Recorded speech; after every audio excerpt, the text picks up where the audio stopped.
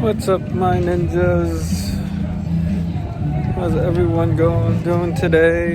Figured might as well give y'all an update, say hello, and also for me and Meriden, we just want to say thank you everyone that's reached out over the past few days since I announced my cancer diagnosis. Maraming salamat for all the kind words and just saying what's up, and I actually do enjoy catching up with some of y'all. Makes me reminisce some of the good old days. So yes, just want to say thank you again to Meriden. She's like the strength of all this, keeping me as sane as I can be, and even the one she helped get the ball rolling on my recovery journey, because you can't recover if you don't know you got some, and she made sure to check if I got some, and I did have some. One popular question or thing a lot of folks been asking me is, am I gonna be working? Am I gonna take a leave while I'm on treatment? The answer is no, man. I gotta work. I've had this for like over a year, 2 years now, and I just kept on working. So at least the thing is, working now that I know I have this, I can work more cautiously and work more effectively and know when I need to take a break and thing. But yes, number two, you still gonna stay. Ain't no use in getting cured and staying in the same place that you blame for getting you here in the first place. At least my health insurance is taken care of. I'm blessed there. I'm very fortunate in that department. Ironically, it's International Workers' Day. Man, that's why I felt inspired to talk about this and about my work and all that stuff, and how we're gonna carry on with this. The one nice thing I'll say about my financial and employment situation is at least my healthcare is covered. So yeah, man, now my life is bound to my employment.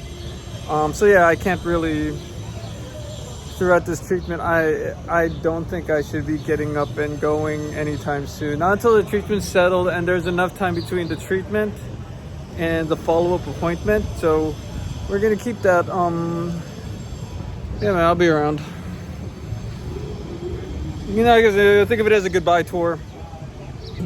Yeah, man. So I do have to work, and also, at least when I do have to go to work, we're all honest that we know what I got to do. We got a schedule to work around. So I'm starting to see more Facebook memories pop up, and it only shows a lot of the more intense, hardcore stuff that I was pushed to do, and honestly, it makes me bitter as hell. So that's that. And work-wise, yeah, I need to stay employed. Aside from the health insurance, after all the work I've put in over the years, I have not amassed enough wealth to be able to not work. I kind of just held on forever. One, for the culture, and again, playing martyr. I held on because maybe there's one I answered why I won't go to mainstream. Is like, if I don't stay, who's going to stay for the Filipino? Who's gonna be the one fighting for the Filipinos? Filipinos we're dying for! I've died a million deaths and not one of them was worth it. Yeah, so I gotta go to work. Work is work, money's money. But yeah, I'm open. I know a lot of people have reached out, what can we do? And honestly, if I'm being honest and real, and maybe not for me, but even Meriden, she works in the entertainment industry. So we all know Hollywood is number one, a tough place to be in. Number two, Hollywood also, it had a rough year. I think that's one of the focus of Mayday rallies this year. Anyone got like good jobs, opportunity, even Evie's into acting now. And for me, yeah, anyone got like a real viable job that has, a lot of things that I would need, I'm open to it. I've had trouble actually trying to apply for the jobs. I don't know if people are just not looking for able-bodied Asian college graduates with no criminal record. Everyone always telling me, kissing my ass, like, oh my gosh, your resume is great. But it's like, okay, ain't no one call me, and I've carpet bombed the universe with resumes. But yeah, no, there's also a chance to me look like, what do I want to do employment-wise, and I like the administrative capacity. I ain't ruled out going to mainstream either. If I feel at this point, and after seeing how doing the background acting, and I see how Hollywood has been working and how people people's time, energies, boundaries, and stuff like that are more, clear cut. They're not making you multitask as much. You got one job and one job only. Once you're off the clock, you're off the clock. So, I'm open to just, if I could be a writer at a mainstream TV station, all I do is write. I'll take it, you know what I mean? If I could be a reporter for exactly 8 hours for one network, not have to worry about all the other drama involved with, and the emotional cultural torture involved, I'll take it too. So I'm very open to new forms of employment and sustainability, but I mean, a lot of things do have to line up for that to happen. It's like I gotta, number one, get my the healthcare stuff it's probably the most important. Never I'd say, but the healthcare stuff is like the most important stuff right now, so I can't afford to not have it. So I stay there for that. And I guess I better get to work now.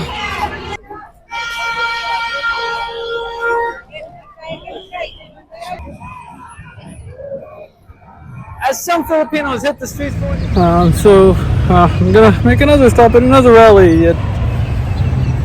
No one forced me to do this. I'm just trying to also be helpful. I mean, it's all part of the job. That's the problem. And kudos to the Filipino culture that long form storytelling is their long form inception, where you automatically program. So yeah, it's probably even a harder habit to break than smoking is working. So yeah, now I'm here waiting for a second rally to start. Like, I could have just taken the bus straight home, but nope, got off the bus. So yeah, at least one thing I can say, I got one foot out the door of this motherfucker already. At least I'm not a lame duck ass reporter. It's gotta count for something when I apply for a real job, right? It's like, this motherfucker was loyal. This motherfucker stayed. I can work. Nope, not my news vans. We don't have news vans. I took the bus today. But yeah, even though like two people come out, right? A reporter and a camera person. They got their own vehicle. All I got was like a car allowance that never moved in like 12 years. That's all I have, really. So those all add to the stresses, which adds to the cancer, which adds to the tumor, which adds to my bitterness. So I'm kind of just waiting for this next story. Well, I should go finish writing my first story. The fact that I want to like fight people today means I think I'm okay. Be okay. I'm gonna fight cancer. I'm gonna knock people's teeth out of the process. Saw a bump fight on the train today. It was great. Don't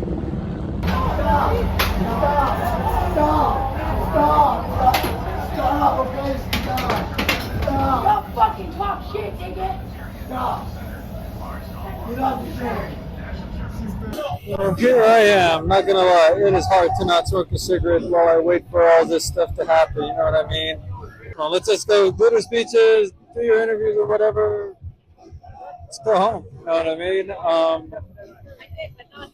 Yeah, like nobody forced me to cover this. It's one of those more like the unwritten. So yeah, best ever. We're trying to get these stories in, and all that stuff happened at UCLA, and I was already in the vicinity. So that's it. I mean, these are the everyday, day-to-day things where I don't have the luxury because of the way our network was built. We don't have the luxury to up and go. You could do it in mga mainstream after 8 hours a week and a half.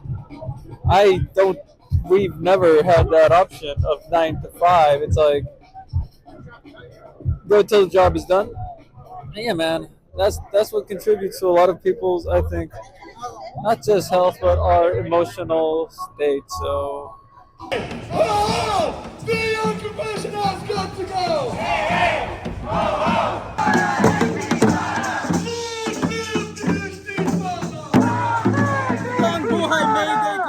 Nagbabalita ka, it's just a day full of protests.